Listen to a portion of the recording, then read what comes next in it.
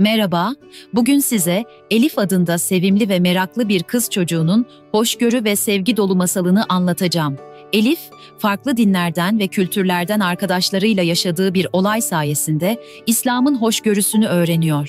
Bu masal sadece çocuklar için değil, hepimiz için sevgi, saygı ve farklılıkları kucaklamanın ne kadar önemli olduğunu hatırlatıyor.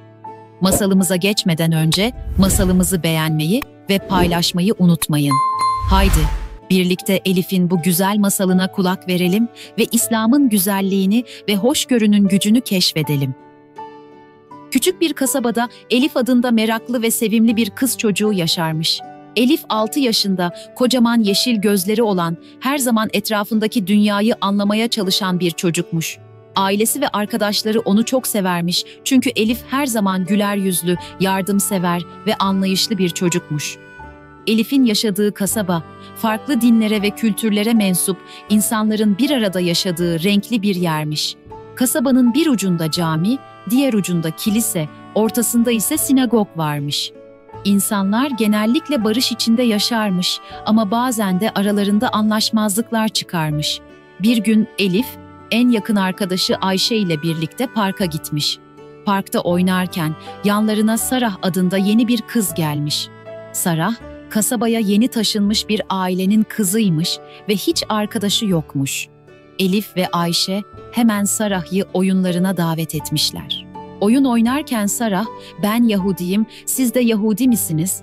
diye sormuş. Elif, "Hayır, biz Müslümanız," diye cevap vermiş. Ayşe ise biraz çekingen bir şekilde, "Annem Yahudilerle oynamamı istemiyor," demiş. Elif şaşırmış ve üzülmüş. "Neden?" diye sormuş Ayşe'ye. Ayşe, "Bilmiyorum, annem öyle söylüyor," demiş. Sarah da üzülmüş görünüyormuş. Elif, bu durumu anlamak için eve döndüğünde babaannesine sormaya karar vermiş. Babaannesi çok bilge bir kadınmış ve her zaman Elif'in sorularına güzel cevaplar verirmiş. "Babaanneciğim," demiş Elif, "bugün parkta yeni bir arkadaş edindim, adı Sarah ve o Yahudiymiş. Ama Ayşe onunla oynamak istemedi çünkü annesi Yahudilerle oynamasını istemiyormuş." "Neden böyle?" Babaannesi derin bir nefes alıp Elif'i yanına oturtmuş. "Canım torunum," demiş. "Bazen insanlar tanımadıkları veya anlamadıkları şeylerden korkarlar. Bu korku da onların yanlış düşünmelerine ve davranmalarına neden olabilir. Ama İslam dini bize çok önemli bir şey öğretir: hoşgörü." Elif merakla sormuş. "Hoşgörü ne demek babaanneciğim?" Babaannesi gülümseyerek anlatmaya başlamış. "Hoşgörü, insanları oldukları gibi kabul etmek, farklılıklarına saygı duymak demektir. İslam dini bize tüm insanların Allah'ın kulları olduğunu ve hepsine saygı göstermemiz gerektiğini öğretir. Peygamber Efendimiz Hazreti Muhammed ve hayatı boyunca farklı dinlere mensup insanlara hep saygı ve hoşgörüyle yaklaşmıştır." Elif dikkatle dinliyormuş.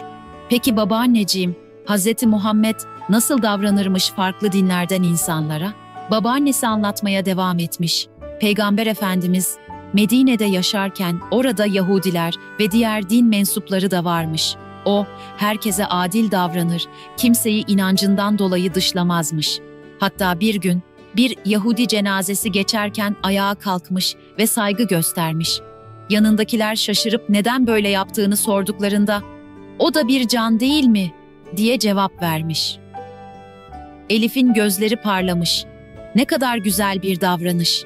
Ben de öyle olmak istiyorum babaanneciğim." Babaannesi sevgiyle gülümsemiş, "Aferin benim akıllı torunuma. İşte İslam'ın güzelliği ve hoşgörüsü budur. Herkese sevgiyle yaklaşmak, kimseyi dışlamamak çok önemlidir." Elif düşünceli bir şekilde sormuş. "Peki ben ne yapabilirim babaanneciğim? Ayşe'ye ve annesine bunu nasıl anlatabilirim?" Babaannesi Elif'in saçlarını okşamış ve şöyle demiş. "En güzel öğretme yöntemi örnek olmaktır canım. Sen Sarah ile arkadaşlık yapmaya devam et. Ayşe ve diğer arkadaşların senin bu davranışını görünce onlar da zamanla anlayacaklardır. Ayrıca sana İslam'ın hoşgörüsünü anlatan güzel bir hikaye anlatayım. Bu hikayeyi Ayşe'ye de anlatabilirsin." Elif heyecanla, "Evet, lütfen anlat babaanneciğim," demiş. Babaannesi anlatmaya başlamış. Bir zamanlar Hazreti Muhammed'in yaşadığı Medine şehrinde yaşlı ve huysuz bir adam varmış. Bu adam her gün Peygamber Efendimizin evinin önünden geçerken ona kötü sözler söyler. Hatta bazen çöp atarmış. Ama Peygamber Efendimiz ona hiç kızmaz, hep gülümseyerek selam verirmiş.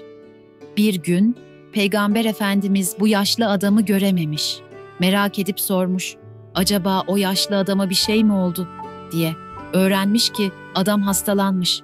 Peygamber Efendimiz hemen adamın evine gitmiş, ona geçmiş olsun demiş ve bir ihtiyacı olup olmadığını sormuş.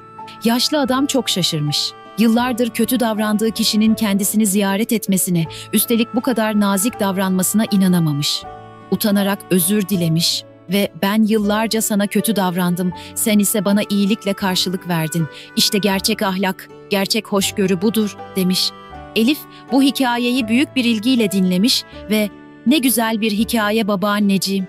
Demek ki İslam bize kötülüğe bile iyilikle karşılık vermeyi öğretiyor demiş. Babaannesi, evet Elifciğim, çok doğru anlamışsın.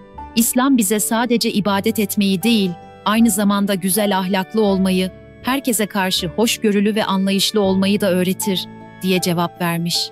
Elif düşünceli bir şekilde, babaanneciğim, yarın Sarah ve Ayşe'yi buraya davet edebilir miyim?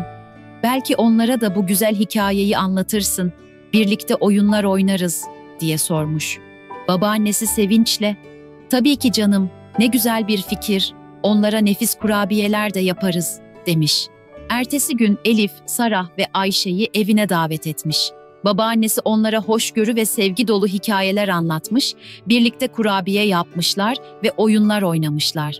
Ayşe, Sarah'ın aslında kendisi gibi sıradan bir kız çocuğu olduğunu görmüş ve onunla arkadaş olmaktan çekinmemeye başlamış. Günler geçtikçe Elif'in bu davranışı tüm kasabada duyulmuş. İnsanlar, küçük bir kız çocuğunun gösterdiği bu hoşgörü ve sevgiden çok etkilenmişler. Yavaş yavaş kasabadaki diğer çocuklar da Elif'i örnek almaya başlamışlar. Bir gün kasabanın meydanında büyük bir festival düzenlenmiş. Bu festivalde her dinden insan bir araya gelmiş, kendi kültürlerinden yemekler yapmış, şarkılar söylemiş ve oyunlar oynamış. Elif, Sarah ve Ayşe de bu festivalde en ön sırada el ele tutuşarak dans etmişler. Kasabanın yaşlıları bu manzarayı görünce çok duygulanmışlar. Belediye başkanı Elif'i sahneye çağırmış ve ona hoşgörü meleği ödülünü vermiş. Elif ödülü alırken şöyle demiş, bu ödülü bana İslam'ın güzelliğini ve hoşgörüsünü öğreten sevgili babaanneme armağan ediyorum. O bana öğretti ki farklılıklarımız bizi ayırmaz, aksine zenginleştirir. Hepimiz aynı gökyüzüne bakıyoruz, aynı dünyada yaşıyoruz. Birbirimizi sevmekten ve anlamaktan başka çaremiz yok. Bu konuşma üzerine tüm kasaba halkı ayakta alkışlamış Elif'i. O günden sonra kasabada farklı dinlerden insanlar arasındaki ilişkiler daha da güzelleşmiş. İnsanlar birbirlerinin bayramlarını kutlamaya, birbirlerinin sevinçlerine ve üzüntülerine ortak olmaya başlamışlar. Elif büyüdükçe babaannesinden öğrendiği İslam'ın hoşgörü ve sevgi dolu öğretilerini çevresindeki insanlarla paylaşmaya devam etmiş. Okulunda, işinde ve sosyal hayatında hep bu değerleri yaşatmış ve yaymış. Yıllar sonra Elif, üniversitede dinler arası diyalog dersleri veren saygın bir profesör olmuş. Dünyanın dört bir yanından gelen öğrencilere kendi çocukluğundan başlayarak İslam'ın hoşgörü ve sevgi dolu yönlerini anlatırmış. Her dersinin sonunda da öğrencilerine şöyle dermiş: farklılıklarımızı korkmadan kucaklayalım, çünkü gerçek zenginlik ve güzellik bu farklılıklardadır. Ve böylece Elif, küçük yaşta başlayan hoşgörü ve sevgi dolu yolculuğu sayesinde sadece kendi kasabasının değil, dünyanın dört bir yanındaki insanların hayatına dokunmayı başarmış. İslam'ın öğrettiği sevgi, saygı, hoşgörü ve bilgelik sayesinde pek çok insan daha mutlu ve huzurlu bir şekilde bir arada yaşamayı öğrenmiş. Bu masal da burada sona ermiş. Ama İslam'ın güzellikleri ve hoşgörüsü, Elif ve onun gibi iyi insanlar sayesinde sonsuza kadar yaşamaya ve yayılmaya devam etmiş. Bir masalımızın daha sonuna geldik. Başka bir masalda tekrar görüşmek üzere.